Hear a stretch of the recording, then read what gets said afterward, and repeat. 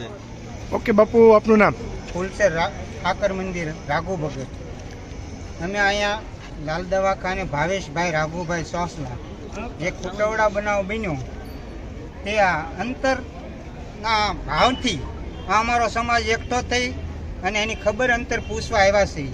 જે પૂરતો ન્યાય નથી મળ્યો એવું અમને અત્યારે દેખાય છે, તો એની માટે સમાજ અમે આગળ જે પ્રયત્ન કરી અને અમારો સમાજ એકઠો થઈને જે આગળ નિર્ણય લેવાનો છે તે અમે આવતા દિવસોમાં જે કાંઈ સમાજ કહે છે તે નિર્ણય લેશું। અત્યારે અમારી સાથે સંતો મંતો, અમારા સમાજના દરેક આગેવાનો અને અન્ય સમાજ પણ અમારી સાથે આમાં જોડાયેલ છે, તે બધાનો ખૂબ ખૂબ આભાર માનીએ છીએ। બોલો દ્વારકાધીશ। આગામી દિવસમાં કોઈ કાર્યક્રમ છે આપનો?